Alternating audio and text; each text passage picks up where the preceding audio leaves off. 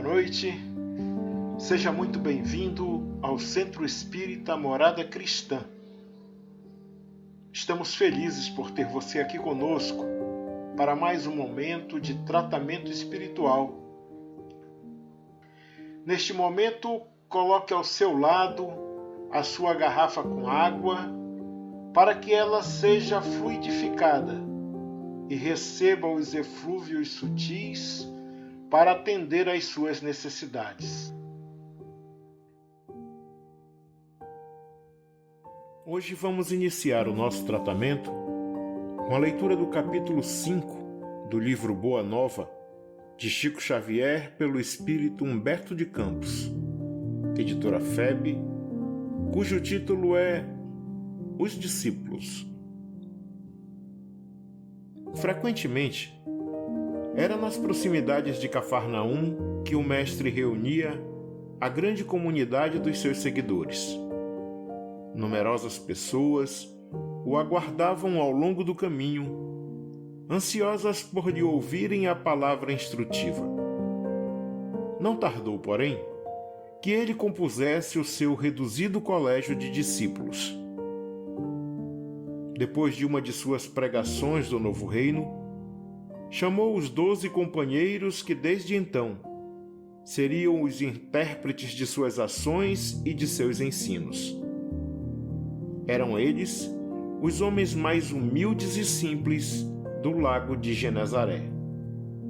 Pedro, André e Filipe eram filhos de Betsaida, de onde vinham igualmente Tiago e João, descendentes de Zebedeu.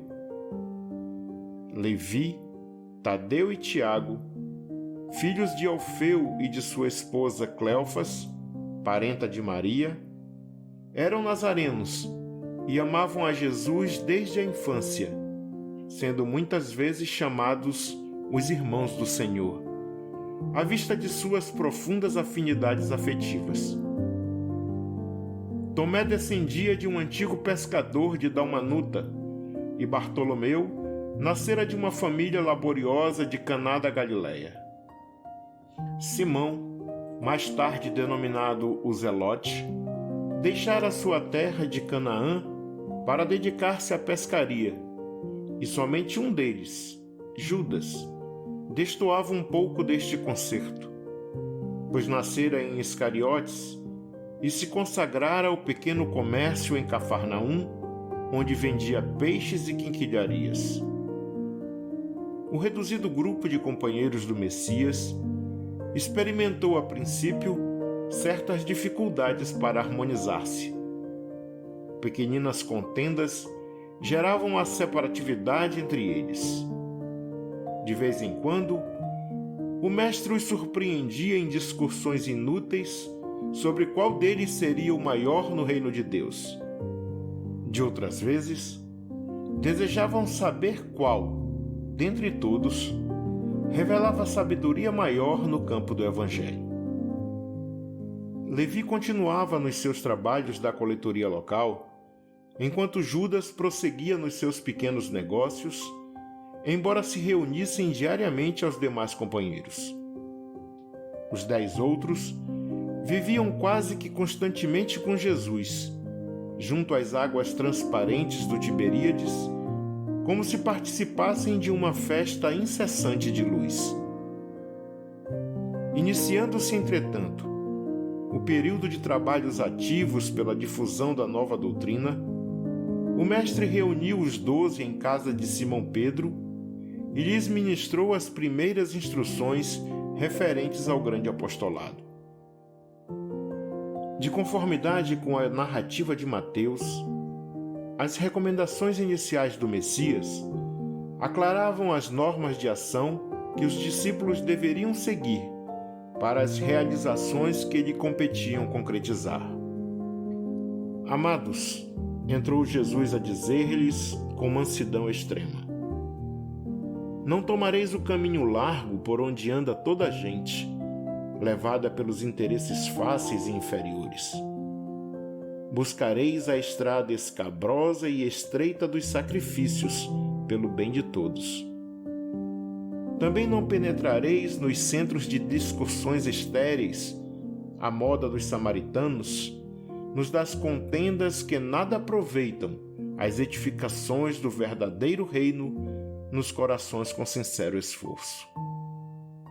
E diantes em busca das ovelhas perdidas da casa de nosso Pai, que se encontram em aflição e voluntariamente desterradas de seu divino amor. Reuni convosco todos os que se encontram de coração angustiados, e dizei-lhes de minha parte que é chegado o reino de Deus.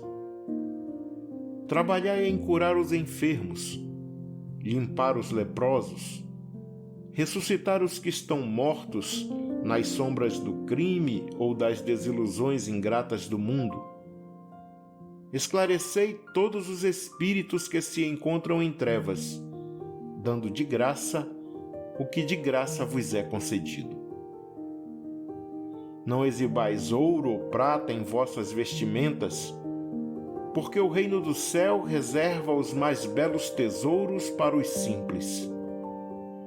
Não ajunteis o supérfluo em alforjes, túnicas ou alpercatas para o caminho, porque digno é o operário do seu sustento.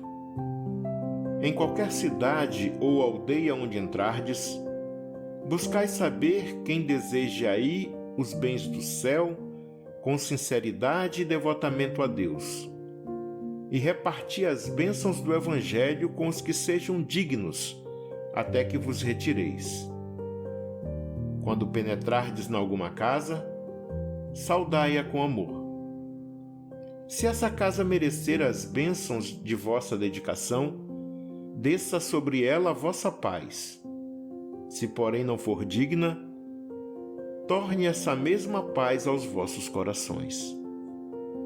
Se ninguém vos receber, nem desejar ouvir as vossas instruções, retirai-vos sacudindo o pó de vossos pés, isto é, sem conservardes nenhum rancor e sem vos contaminardes da alheia iniquidade.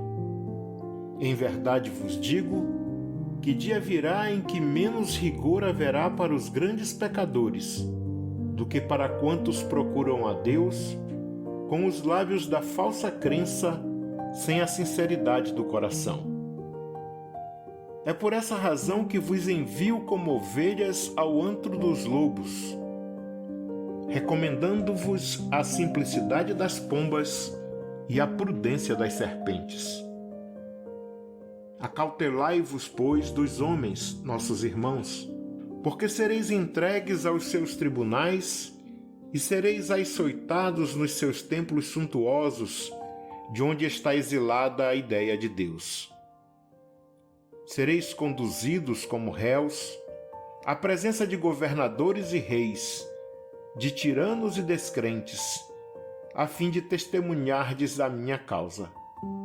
No entanto, nos dias dolorosos da humilhação, não vos dê cuidado com a vez de falar, porque minha palavra estará convosco, e sereis inspirados quanto ao que houverdes de dizer.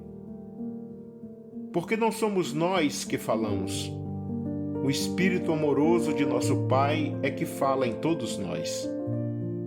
Nesses dias de sombra, em que se lutará no mundo por meu nome, o irmão entregará à morte o próprio irmão, o pai os filhos, espalhando-se nos caminhos o rastro sinistro dos lobos da iniquidade.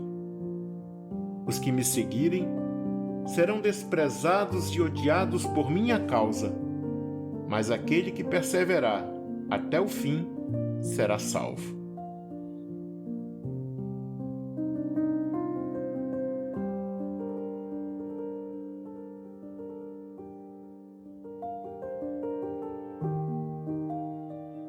Quando, pois, fordes perseguidos numa cidade, transportai-vos para outra, porque em verdade vos afirmo que jamais estareis nos caminhos humanos sem que vos acompanhe o meu pensamento.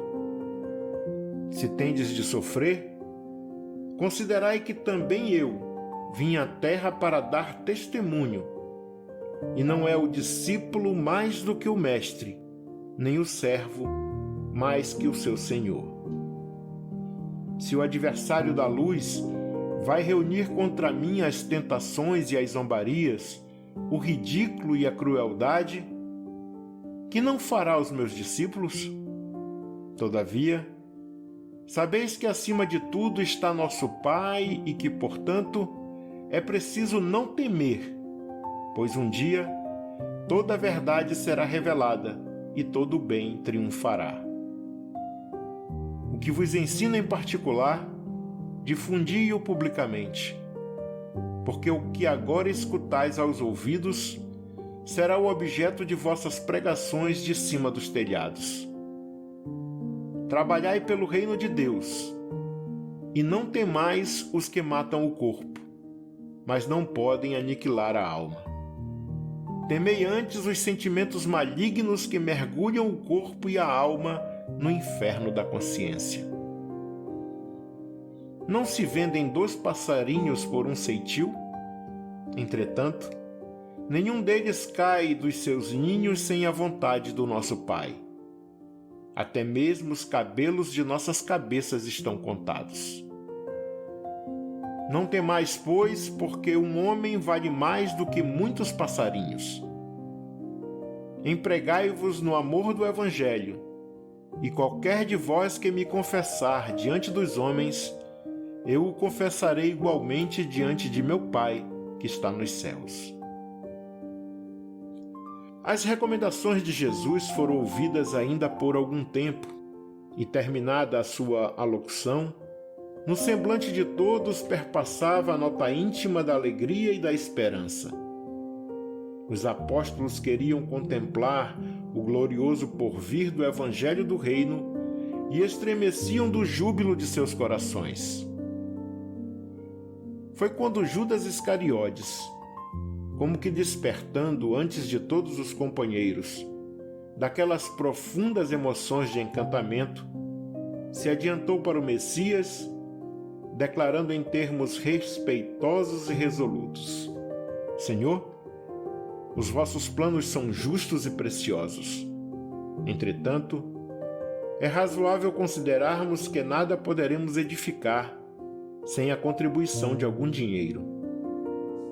Jesus contemplou serenamente e redarguiu: Será que Deus precisou das riquezas precárias para construir as belezas do mundo? Em mãos que saibam dominá-lo, o dinheiro é um instrumento útil, mas nunca será tudo, porque acima dos tesouros perecíveis está o amor com os seus infinitos recursos. Em meio da surpresa geral, Jesus, depois de uma pausa, continuou: No entanto, Judas, embora eu não tenha qualquer moeda do mundo, não posso desprezar o primeiro alvitre dos que contribuirão comigo para a edificação do reino de meu Pai no espírito das criaturas. Põe em prática a tua lembrança, mas tem cuidado com a tentação das posses materiais. Organiza a tua bolsa de cooperação e guarda-a contigo. Nunca, porém, procures o que ultrapasse o necessário. Ali mesmo, pretextando a necessidade de incentivar os movimentos iniciais da grande causa, o filho de Iscariotes fez a primeira coleta entre os discípulos. Todas as possibilidades eram mínimas, mas alguns pobres denários foram recolhidos com interesse. O mestre observava a execução daquela primeira providência com um sorriso cheio de apreensões, enquanto Judas guardava cuidadosamente o fruto modesto de sua lembrança material. Em seguida, apresentando a Jesus a bolsa minúscula que se perdia nas dobras de sua túnica, exclamou satisfeito: Senhor, a bolsa é pequenina, mas constitui o primeiro passo para que se possa realizar alguma coisa. Jesus fitou-o serenamente e retrucou em tom profético: Sim, Judas, a bolsa é pequenina. Contudo, permita a Deus que nunca sucumbas ao seu peso. Que assim seja.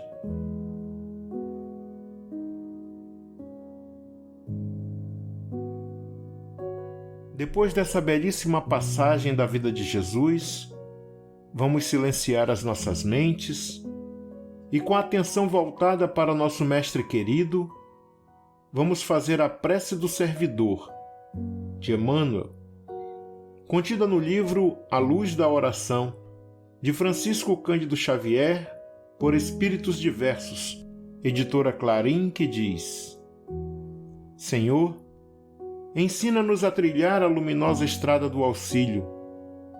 Dá-nos força para destruir a pesada fortaleza de nossos próprios erros. Coragem para abrir o caminho da libertação de nós mesmos. E recurso para desobstruir o coração em favor dos nossos semelhantes, entregando-lhes, enfim, os tesouros de amor que nos confiaste. E que por onde passemos, a dor se faça menos angustiosa, a ignorância menos agressiva, o ódio menos cruel, a terra menos densa, o desânimo menos sombrio, a incompreensão menos destruidora. Se não possuímos ainda bens positivos com que possamos enriquecer a jornada terrestre, ajuda-nos a diminuir os males que nos rodeiam. Que, em teu nome, distribuamos fraternidade e renovação, usando com alegria os dons sublimes e invisíveis do silêncio, da compreensão e da renúncia. Senhor, que nos ensinastes em palavras as supremas lições da simplicidade na manjedoura e do sacrifício na cruz, indicando-nos assim o roteiro da construção espiritual e da ressurreição divina, orienta-nos o passo incerto e ampara-nos os propósitos santificantes, para que a sua vontade, misericordiosa e justa, se faça hoje e sempre, onde estivermos. Que assim seja.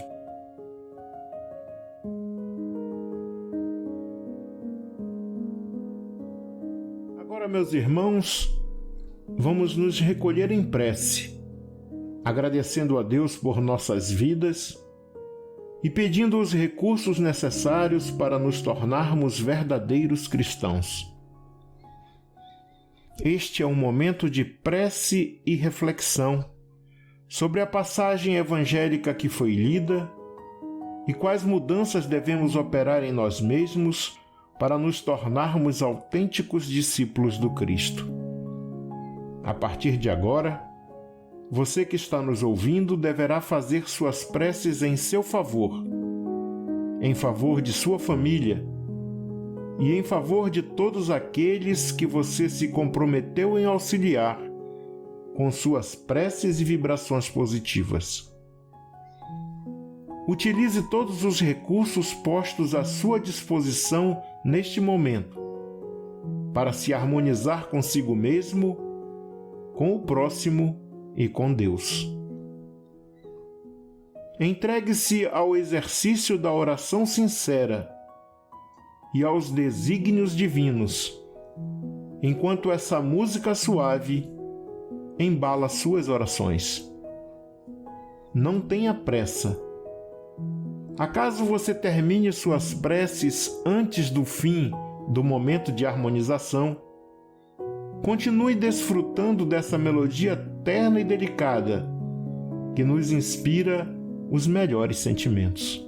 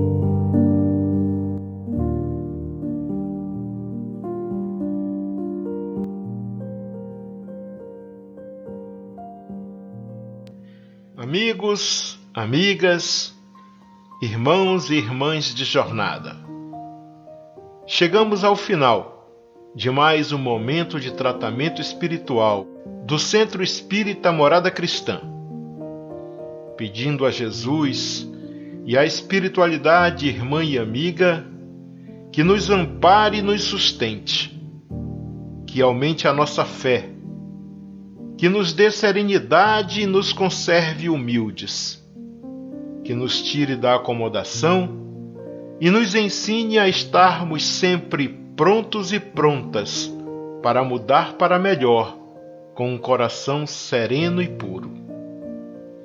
Nos vemos na próxima segunda-feira, se assim Deus permitir. E que nessa semana de trabalho e estudo possamos espalhar amor, paz, luz e praticar a caridade, porque, como sabemos, fora da caridade não há salvação. Fiquem todos e todas com o amor de Deus. Um abraço fraterno e até segunda.